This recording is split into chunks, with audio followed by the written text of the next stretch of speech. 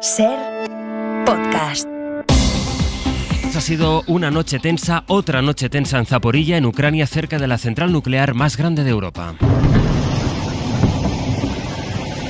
Las autoridades locales han denunciado nuevos bombardeos sobre la medianoche en la ciudad donde está ubicada esta planta y según el New York Times, Naciones Unidas va a visitar Zaporilla esta misma semana, aunque antes tendrá que poner en orden toda la información actualizada que le facilite hoy tanto Rusia como Ucrania. Jefe de internacional de la SER, Pablo Morán. Los ataques más recientes y más próximos a la central de los que ha tenido noticia la Agencia Nuclear de la ONU son del sábado y han afectado a edificios especiales del complejo, a apenas 100 metros de la zona que alberga el reactor. Estamos hablando de talleres y de los espacios para el tratamiento de residuos. Lo importante es que todos los sistemas de seguridad de la central siguen funcionando, que no ha habido nuevos sobresaltos con el suministro de electricidad y tampoco se han registrado aumentos en los niveles de radiación en el entorno de Zaporilla. Pero el comunicado de la OIA reconoce que falta información sobre la naturaleza de los daños en los edificios afectados por estos últimos bombardeos. Todo sin perder de vista que la guerra sigue rondando Zaporilla. Así ha sonado este domingo la localidad de Energodar, a 2,5 kilómetros del complejo nuclear. Y Zelensky jura venganza por estos y otros ataques contra las ciudades ucranianas. La Agencia Nuclear de la ONU está cerrando los flecos de la visita de su misión que debe revisar los daños en la central. Esperan poder hacerlo en los próximos días. Europa, entre tanto, se prepara para un invierno que prevé complicado y caro. Gillian Ayala, buenos días. Hola, Sastre, buenos días. Complicado porque teme que Rusia corte todo el suministro de gas y caro porque el gas que haya se va a seguir encareciendo y detrás del gas, la luz. Por eso algunos países ya están buscando una alternativa a la energía rusa. Primero fue Italia quien se sentó con Argelia para aumentar la cantidad de gas que exportaba Argel y ahora es Francia quien juega esta misma carta. La distribuidora francesa de gas está negociando con Argelia Bayo para que aumente en un 50% la cantidad de energía que le venden. Sí, la extensa visita de Emmanuel Macron a Argelia la pasada semana no solo buscaba relanzar la relación de amistad con la excolonia francesa en el norte de África tras meses de choques diplomáticos. Un engagement algérien d'augmenter de plus de 50%. Según la prensa francesa, Macron regresó de Argel con un acuerdo verbal para que ese país le venda un 50% más de gas natural a Francia en los próximos meses, un acuerdo que todavía está por formalizarse. Je ne peux pas vous le confirmer, d'abord parce que c'est de la voie diplomatique. De hecho, el portavoz del gobierno francés, Olivier Véran, se negaba a confirmar ayer la noticia, una noticia que la prensa francesa da por hecha tras la reunión discreta en Argel de la CEO de Engie con los directivos de la gasista argelina Sonatrach. Francia apenas depende hoy del gas argelino, importa un 8-9% del total de cuota que tiene asignada, pero el aumento de esa cuota en un 50% le ayudaría a desengancharse del suministro ruso. El Partido Popular le sigue mientras pidiendo al gobierno que negocie el plan de ahorro energético incluso después de que se haya aprobado el decreto en el Congreso. La número 2 del PP, Cuca Gamarra, ha vuelto a calificar el plan del Ejecutivo como una imposición, esta vez en declaraciones a la agencia EFE. Se confunde a veces el ahorro energético que se está produciendo porque los españoles no pueden pagar las facturas por el precio de la luz con que esto sea el resultado de las medidas que el gobierno está imponiendo. Y el gobierno responde. Félix Bolaños es el ministro de la Presidencia. Es difícil encontrar a un solo español que no se haya visto beneficiado por medidas que ha adoptado este gobierno. Y estamos encantados de debatir porque es una oportunidad para el gobierno para poder explicar todo lo bueno que ha hecho para la ciudadanía durante esta legislatura. Y también es una oportunidad para el Partido Popular, el señor Feijóo, de estudiarse un poco los temas, incluso de hacer alguna propuesta. Esta mañana, a partir de las 9, vamos a entrevistar en el programa a la vicepresidenta segunda, Yolanda Díaz, justo hoy, que va a ser un día con mucha actividad política. Los tres partidos con más representación parlamentaria en el Congreso, el PSOE, el PP y Vox, reúnen hoy a sus ejecutivas para trazar el plan de acción para el nuevo curso político. Mientras el presidente del gobierno se prepara para su viaje, va a ser mañana a Berlín. El canciller alemán ha invitado a Pedro Sánchez a una reunión de su gobierno para hablar de energía y de planes de ahorro.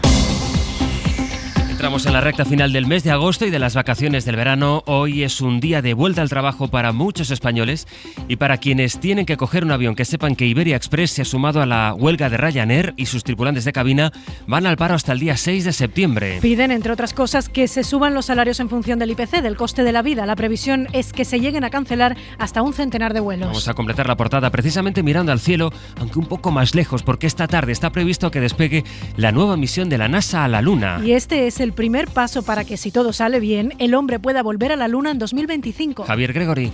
Si las tormentas eléctricas o un fallo técnico no lo impiden, dentro de solo unas horas despegará desde la famosa base espacial de Cabo Cañaveral, situada en Florida, Estados Unidos, el SLS, el cohete más potente construido hasta ahora por los seres humanos. Su misión, enviar una nave de la NASA a la Luna por primera vez también en 50 años. Esta nueva misión lunar se llama Artemis 1 y durará 42 días, convirtiéndose así en la más larga de la historia, como destaca a la cadena SER Eloy Peña, un ingeniero español que trabaja en este proyecto espacial. La nave Orión pasará a tan solo 100 kilómetros de altura de la superficie lunar y viajará más lejos de lo que jamás haya hecho ninguna nave espacial construida para humanos. En su primer vuelo de prueba, el cohete SLS enviará la nave Orión de la NASA a la Luna, pero sin astronautas a bordo y tampoco sin aterrizar en la superficie lunar, aunque sí viajará en su interior un maniquí dotado de sensores para poder comprobar la seguridad de la nueva cápsula lunar Orión.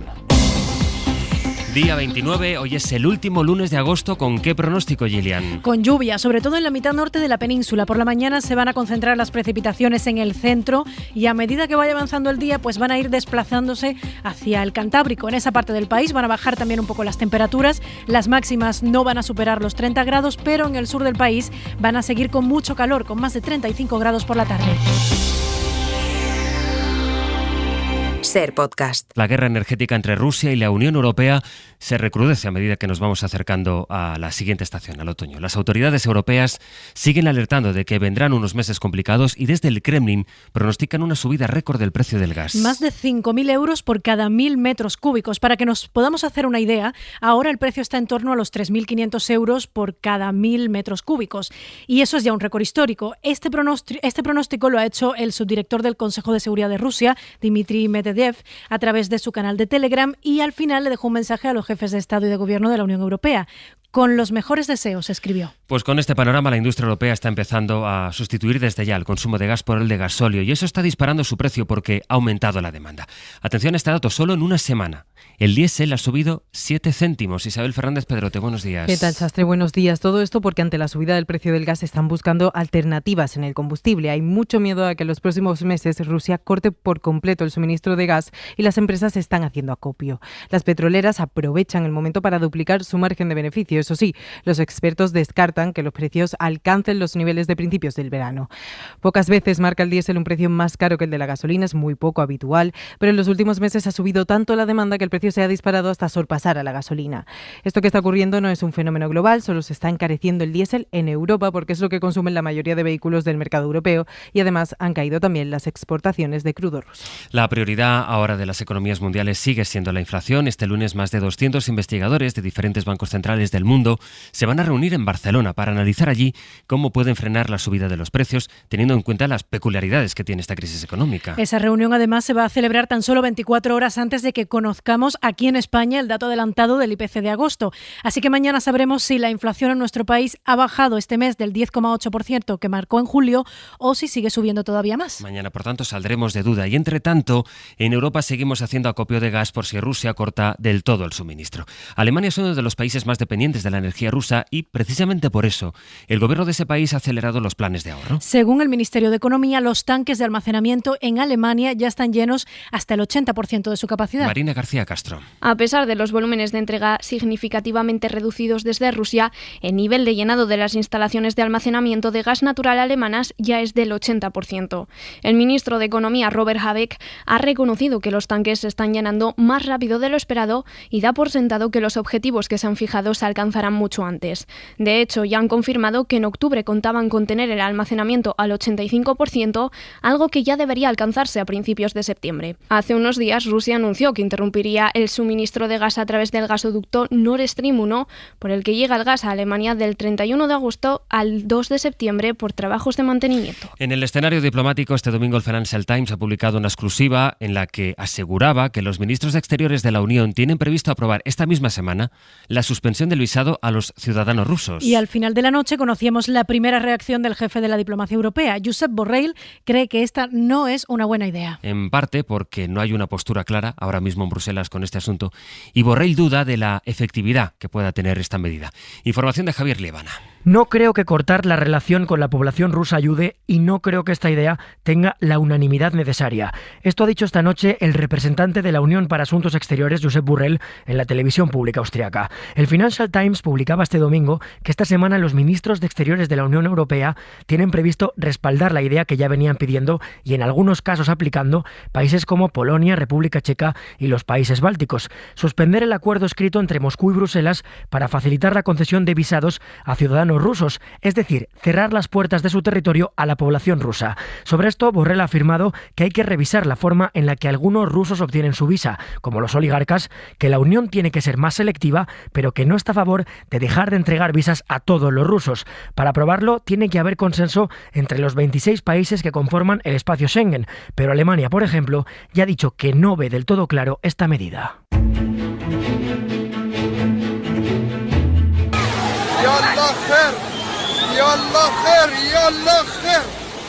El sonido de las fuertes inundaciones que se están produciendo ahora en Pakistán. Más de 1000 personas han muerto desde que empezaron estas lluvias monzónicas en junio. El gobierno ha tenido que pedir ayuda internacional para atender a los evacuados y para hacer frente al caos que hay en el país. Laura Prieto, buenos días. Buenos días, Astre. Estados Unidos, Reino Unido, China o Emiratos Árabes son algunos de los países que van a enviar su ayuda. Pakistán está haciendo frente a las peores inundaciones desde 2010. Hay al menos 1.033 fallecidos a consecuencia de las lluvias monzónicas que comenzaron el 14 de junio y mantienen aisladas a miles de personas. Una pareja de españoles ha sido rescatada este domingo por el ejército pakistaní. El ministro de Exteriores del país, en una entrevista a Reuters, ha asegurado no haber visto nunca una destrucción de este nivel y ha pedido ayuda a las instituciones financieras internacionales. Denuncia además que su país apenas contamina, pero que están sufriendo las peores consecuencias del cambio climático. En Estados Unidos también se están enfrentando en algunas zonas del país a inundaciones históricas. Este domingo el gobernador de Mississippi ha declarado el estado de emergencia por el desbordamiento allí del río Pearl. De hecho, se espera que este lunes, que hoy mismo, el río tenga hasta 10 metros de agua acumulada, lo que provocaría uno de los mayores desbordamientos de la historia de Mississippi. De vuelta a España, finalmente este fin de semana se ha podido dar por extinguido todavía ahora el incendio de la Vall d'Ebo en Alicante después de quemar más de 12.000 hectáreas y los bomberos lograron controlar todos los pequeños focos que quedaban activos en Begís, en Castellón. Además, este domingo también se ha restablecido el tráfico ferroviario entre Valencia y Zaragoza, que se suspendió, recordemos, tras ese incidente del tren de media distancia que cubría esa línea y que se quedó atrapado en el incendio de Begís. Radio Valencia, Natalens, buen día. Buen día, fue el pasado 16 de agosto, 20 personas resultaban heridas, 2 de ellas continúan ingresadas en el hospital. En Alicante los bomberos se han retirado ya del incendio del Vall d'Ebo, que el sábado por la noche por fin pudo darse por extinguido tras calcinar más de 12.000 hectáreas en La Marina y el Comtat. Fueron desalojados unos 1.500 vecinos y aún se mantienen los bomberos en la zona del fuego de Begís. El sábado por la noche se daba oficialmente por controlado, hubo unos 2.000 evacuados y se han quemado 20.000 hectáreas. Han sido los peores incendios de la última década en la Comunidad Valenciana, pero no los únicos. Los bomberos han tenido que actuar este fin de semana en al menos una decena de incendios provocados por rayos de tormentas.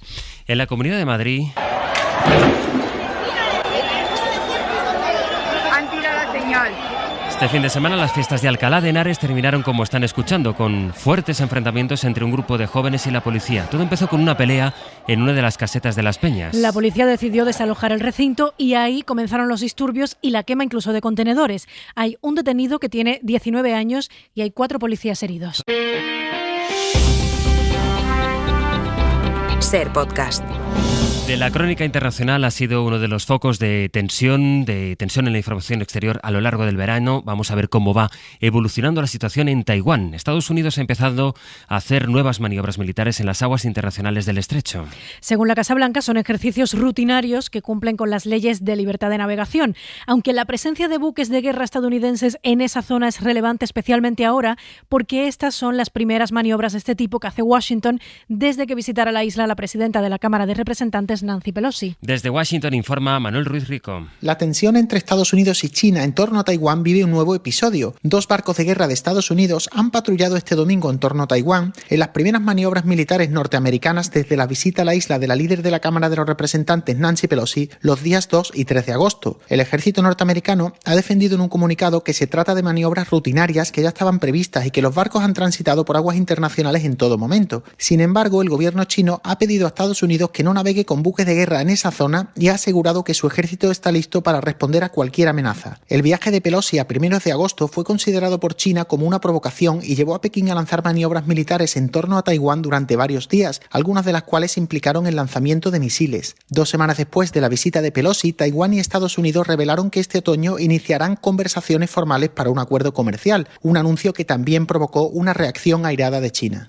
Y hoy se van a reunir en el Vaticano todos los cardenales del mundo a petición del Papa Francisco, que los convocó tan solo 24 horas después de hacer 20 nuevos nombramientos. De fondo están las informaciones sobre el estado de salud del pontífice, sobre una posible renuncia, si se agudizan los problemas de salud. En fin, de todo eso es de lo que se habla en Roma, donde está nuestro corresponsal, Joan Solés. Tras la creación de 20 nuevos cardenales el pasado sábado, Francisco ha convocado a los cardenales de todo el mundo este lunes y martes para discutir la Constitución Apostólica que contiene las disposiciones de relieve de la Iglesia Católica. Prácticamente en todos los actos, el Papa Ruedas, el ministro de Años, diálogo para seguir una vida.